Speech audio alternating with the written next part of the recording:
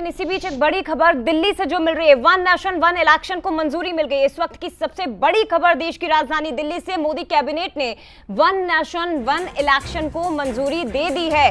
तीसरे कार्यकाल का बड़ा agenda one nation one election, जिस पर कैबिनेट की मुहर लग चुकी है। पूर्व राष्ट्रपति रामनाथ कोविंद की रिपोर्ट को मंजूरी मिल गई। तो इस वक्त की सबसे बड़ी खबर है, यानी कि एक राष्ट्र एक चुनाव, जो बीजेपी का एजेंडा शुरुआत से ही रहा है और लगातार ये खबरें आ रही थी कि मोदी सरकार अपने तीसरे कार्यकाल में इसे देश में लागू कर सकती है। 2029 का समय बताया जा रहा था जब इसे लागू किया जा सकता है, लेकिन एक बड़ी खबर है कि वन नेशन वन इलेक्शन को मंजूरी मिल गई है।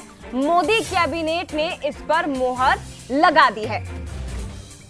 बड़ी खबर देश की राजधानी दिल्ली से, यानी कि देश में जो विधानसभा लोकसभा के चुनाव अलग अलग तारीखों में होते हैं, अलग अलग राज्यों में चुनाव होते हैं, वो नहीं होंगे, बल्कि एक साथ पूरे देश में चुनाव कराए जा सकते हैं। तो ये बहुत बड़ी खबर है इस वक्त की। वन नेशन वन इलेक्शन को मंजूरी मिल गई है। मोदी कैबिनेट ने इस पर मुहर लगा दी है।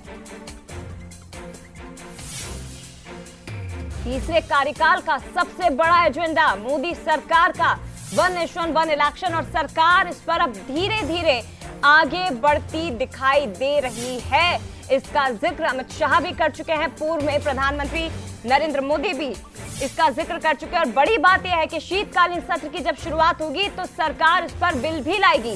बड़ी खबर है, वन नेशन वन इलेक्शन, जिसे मोदी कैबिनेट से मंजूरी मिल गई है, शीतकालीन सत्र में ये बिल भी लाया जाएगा। और न्यूज हेड शरद द्विवेदी जी हमारे साथ इस वक्त फोन लाइन पर जुड़ गए हैं। शरद जी, इस वक्त की सबसे बड़ी खबर क्या कहेंगे सर इसे लेकर? देखिए, ये खबर पहले भी आ चुकी थी और बंसल न्यूज ने भी इसे 3-4 दिन पहले ब्रेक किया था कि वन नेशन वन इलेक्शन इस बार इसी कार्यकाल में मोदी सरकार के ये वन नेशन वन इलेक्शन को लागू करने की पूरी तैयारी हो गई है।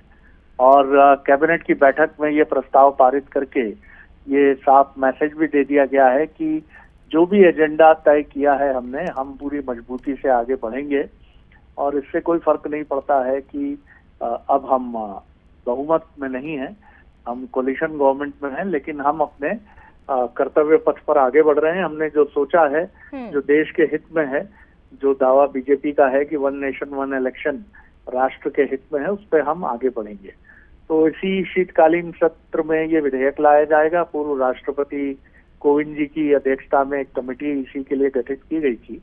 और अगर सब कुछ ठीक रहा तो 2029 का जो चुनाव होगा वो हम उम्मीद कर सकते हैं कि वन नेशन वन इलेक्शन के उसका रूप स्वरूप क्या होगा, किस तरह से होगा, कैसे समाहित किया जाएगा इतने बड़े देश को एक इलेक्शन के लिए, और उसका पूरा प्रारूप भी हमको समझना होगा कि क्या इसमें सिर्फ विधानसभा और लोकसभा इलेक्शन ही शामिल होंगे या फिर पंचायत और निकाय के चुनावों का भी स्वरूप इसमें शामिल होगा कि एक बार में जनादेश ले लिया जाए, जिससे बारंबार चुनाव की ये प्रणाली जो बहुत खर्चीली भी है और राजनेताओं की व्यस्तता को बढ़ा भी देती है, उससे मुक्त हुआ जाए और देश को एक ही बार में जनादेश का प्रयोग करके जनता अपने तमाम अलग अलग सेक्टर के जनप्रतिनिधियों को चुन ले। तो काफी महत्वपूर्ण निर्णय है, बहुत ही बड़ा फैसला है केंद्र सरकार का।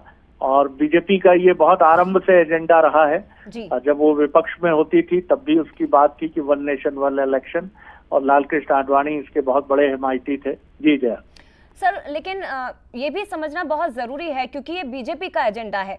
पिछले 2 साल के कार्यकाल हम मोदी गवर्नमेंट के देखे और अब तीसरे कार्यकाल में जब एनडीए की सरकार है, क्षेत्रीय दलों को दरअसल अपने ऊपर कहीं ना कहीं वन नेशन वन इलेक्शन को लेकर कई बार ये खबरें आई कि उनके अस्तित्व पर बात शुरू हो जाती है। तो कितना समर्थन आप इसे लेकर देखते हैं? एनडीए में जो सहयोगी दल हैं वो तो सपोर्ट करेंगे, लेकिन बाकी विपक्ष में बैठे दलों का रुख क्या हो सकता है? देखिए, ये तो एक डेमोक्रेसी में ये बहुत स्वाभाविक है कि राय अलग अलग आएगी, विरोध करने वाले दल भी प्रकट होंगे। संसद में जब विधेयक लाया जाएगा तो इस बार परिस्थितियां बदली हुई हैं, तो खुद बीजेपी के घटक दल जो हैं उनकी क्या रिएक्शन होती है, आरजेडी क्या सोचता है इस पर, नीतीश कुमार जी जो हैं जनता दल यूनाइटेड वो क्या सोचते हैं इस पर, तो तमाम तरह की रिएक्शंस जो हैं वो सामने आ सकती हैं।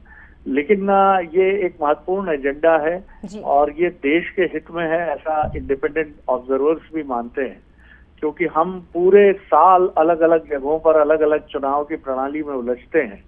और महत्वपूर्ण बात यह भी है कि इन चुनावों को केंद्र की सरकार के या बीजेपी कांग्रेस के परफॉर्मेंस से जोड़कर देखा जाता है। तो खुद बीजेपी और कांग्रेस के लिए ये बड़ी चुनौती रहती है कि अगर नतीजे उनके पक्ष में हैं तो कहा जाता है कि सेमीफाइनल की तैयारी मजबूत हो गई, नतीजे अच्छे नहीं रहे तो कहा जाता है कि इनके लिए ठीक नहीं है, खतरे की घंटी बज गई है। तो राजनीतिक दल भी अगर अपने मन में झांके। आपके पास मैं लौटूंगी हमारे पास। हमारे साथ के मिश्रा जी इस वक्त जुड़े हुए हैं, सर आप भी बने रहिएगा। के मिश्रा जी हमारे साथ जुड़ गए हैं। के मिश्रा जी, सबसे महत्वपूर्ण खबर, मोदी कैबिनेट ने वन नेशन वन इलेक्शन को मंजूरी दे दी है। कांग्रेस का क्या पहला रिएक्शन इस पर? देखिए, पहली बात तो यह है कि कैबिनेट उस पर स्वीकृति दे दे। महत्वपूर्ण है कि पार्लियामेंट में उसका हश्र क्या होगा, राज्यसभा उसे पारित करेगी या नहीं, विपक्षी दल उस पर सहमत है या नहीं, और जो लोग कश्मीर हरियाणा के साथ में महाराष्ट्र के इलेक्शन नहीं करवा सकते हैं, जो लोग या इलेक्शन कमीशन देश में लोकसभा के चुनाव 8 चरणों में करवाता हो, वहां यह कैसे संभव है? सरकार के लिए बड़ी चुनौती होगी, इलेक्शन कमीशन के लिए बड़ी चुनौती होगी। और उन्होंने कैबिनेट ने यह प्रस्ताव तो पारित कर लिया है। मैं भविष्यवेत्ता नहीं हूं, मगर आप लिख के रख लीजिएगा कि यह सरकार ही 5 साल नहीं रह पाएगी। वन नेशन वन इलेक्शन तो बहुत दूर की बात है। 5 साल यदि यह सरकार रहकर अगला लोकसभा चुनाव करवा ले तो बहुत बड़ी बात। लेकिन कांग्रेस क्या सपोर्ट करेगी इस पर? क्योंकि आप तमाम विपक्षी दलों की बात कर रहे हैं, लेकिन हम अकेले अगर कांग्रेस की बात करें तो कांग्रेस का क्या रुख? देखिए, फिलहाल इस कैबिनेट के फैसले पर पार्टी लाइन हमारी भी हम तक नहीं पहुंची है जी। वो दिल्ली का शीर्ष नेतृत्व तय करेगा, और शीर्ष नेतृत्व के साथ में जो हमारे कोलिशन पार्टनर है, उन लोगों की राय उस पर क्या होगी, उस पर डिपेंड करेगा। ठीक है। के मिश्रा जी हमारे साथ शरद जी भी जुड़े हुए हैं। शरद जी, आप कोई सवाल पूछना चाहें? मेरे ख्याल से के मिश्रा जी ने अपनी बात बहुत स्पष्टता से रख दी है। एजेंडा पर वो बात करेंगे और उन्होंने कठिनाई की बात की है और एक राजनीतिक उन्होंने अपनी टिप्पणी भी की है। मेरे ख्याल से उनकी बात संपूर्ण हो चुकी है। जी, बहुत धन्यवाद K Mishra ji. Thank you. Hitesh Vajpayee ji भी शरद जी हमारे साथ इस वक्त जुड़ गए हैं। Hitesh ji, one nation one election BJP का सबसे बड़ा एजेंडा, मोदी सरकार का तीसरा कार्यकाल, और मोदी कैबिनेट ने इसे मंजूरी दे दिया है, लेकिन कांग्रेस कह रही है कि बहुत चुनौतियां हैं सरकार के सामने। देखिए, चुनौतियां तो देश के सामने हमेशा रहती हैं, लेकिन सरकार का संकल्प उन चुनौतियों में से निकलने का या निकलने के प्रयास करते हुए का होना चाहिए। वो एक पॉजिटिव गवर्नेंस होता है, और जब हम उसमें से निकल आते हैं तो हम उसको पॉलिटिक्स ऑफ परफॉर्मेंस कहते हैं। तो इस देश में हमने देखा है चुनाव सुधारों में बहुत समय से एक बड़ी मांग रही है। हमने जब इलेक्टोरल डेमोक्रेसी को रखा है अपने सामने, तो किसी ने कल्पना नहीं करी थी कि चुनाव इस प्रकार से तितर बितर हो जाएगा और वर्षों वर्ष चलता रहेगा इसका क्रम। तो क्या हम चुनावी व्यवस्था को थोड़ा व्यवस्थित नहीं कर सकते कैलेंडर के हिसाब से, जिससे कि उससे होने वाली परेशानियों से हम बचा सकें? तो मुझे लगता है ये एक बहुत मजबूत कदम है। एक साथ चुनाव होने से चुनाव का खर्च भी कम से कम आधा तो हो ही जाएगा। हम लोग तो प्रबंधन में भी रहते हैं, इस बात को जानते हैं। तो ये एक बहुत अच्छी चीज है। जैसे मध्य प्रदेश के सामने अब 4 साल कोई चुनाव नहीं है, तो एक बड़ा स्टेबल पीरियड सामने दिखाई देता है। सोचिए यदि देश में भी ऐसी कोई बात होती है तो इसका लाभ पूरे देश को मिलेगा। तो ये एक अच्छा निर्णय है। अब ये कैसे होगा, इसके ऊपर सभी दलों को और सभी नेताओं को और मशीनरी को, स्टेक होल्डर्स को बैठ के इस पे काम करना चाहिए। और हम एक माइलस्टोन के रूप में एक दुनिया की सबसे बड़ी इलेक्टोरल डेमोक्रेसी अब एक देश एक चुनाव के चरण पर कैसे पहुंचती है, ये एक महत्वपूर्ण विषय होगा। निश्चित तौर पर ये बहुत महत्वपूर्ण है, क्योंकि कई ऐसे देश हैं डॉक्टर हितेश वाजपेयी जिनका विश्लेषण किया है कोविन कमेटी ने, और उसके बाद इस रिपोर्ट को सौंपा गया है। इंडोनेशिया हो गया, यहाँ पर राष्ट्रपति उपराष्ट्रपति के चुनाव एक ही दिन में होते हैं। अमेरिका का हम जिक्र कर लें। शरद जी भी हमारे साथ जुड़े हुए हैं। शरद जी, आप सवाल पूछना चाहते हैं डॉक्टर हितेश वाजपेयी? मेरे ख्याल से डॉक्टर वाजपेयी ने भी बहुत स्पष्टता से अपनी बात कह दी है। जी, ठीक है, बहुत धन्यवाद डॉक्टर हितेश वाजपेयी जी। शरद जी, लेकिन मैं आपसे एक जवाब संक्षेप में चाहती हूँ। जिन चुनौतियों का जिक्र राजनीतिक दल कर रहे हैं, अगर हम चुनौतियों की बात करें तो क्या हो सकता है? संवैधानिक संशोधन, क्योंकि जिन विधानसभाओं की बात करें, जिन राज्यों में विधानसभा चुनाव हुए, कई का कार्यकाल घटाया जाएगा, कई में बढ़ोतरी की जाएगी। क्या संवैधानिक संशोधन हो सकते हैं आगे?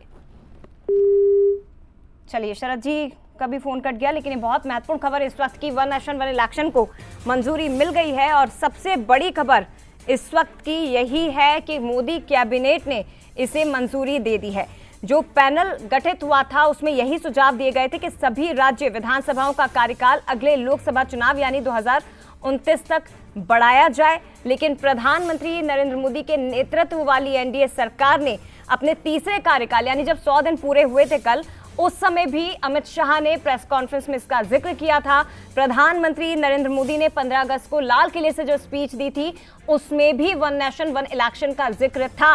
अब जब शीत सत्र की शुरुआत होगी उस समय इस बिल को सदन के सामने रखा जाएगा। लेकिन यह कहा जा रहा है कि सरकार के सामने बहुत सी चुनौतियां हैं। अब उन चुनौतियों को मोदी सरकार कैसे पार पाएगी, ये देखने वाली बातें। फिलहाल ये बड़ी खबर है कि मोदी कैबिनेट ने वन नेशन वन इलेक्शन को मंजूरी दे दी है, यानी कि देश में एक साथ चुनाव करवाने की तैयारी। हालांकि मंजूरी कैबिनेट से मिली है। कांग्रेस का ये कहना है कि बहुत सी चुनौतियां हैं, विपक्षी दलों का क्या रुख रहेगा, ये एक तरह की राजनीतिक बातें होंगी कि विपक्षी दल इस पर क्या रुख अपना अख्तियार करते हैं। लेकिन ये बड़ी खबर आपको बता दें कि नरेंद्र मोदी, जिनके नेतृत्व में मोदी गवर्नमेंट ने 100 दिन कल पूरे किए हैं, और ये शुरुआत से ही बीजेपी का हमेशा से एजेंडा रहा है। लाल कृष्ण आडवाणी जो हमेशा से ही इसके पक्ष में रहे, इसके लिए मुखर रहे। अब मोदी सरकार जब इस दिशा में आगे बढ़ रही है, यानी कि देश में विधानसभा और लोकसभा के चुनाव एक साथ संपन्न करवाए जाए, ऐसा सरकार संसद में विधेयक लाने की तैयारी में है। और ये माना जा रहा है कि केंद्र सरकार यानी कि मोदी गवर्नमेंट अपने इसी मौजूदा कार्यकाल में इसे लागू करेगी। पूर्व राष्ट्रपति रामनाथ कोविंद की जो रिपोर्ट है उसे मंजूरी मिल चुकी है।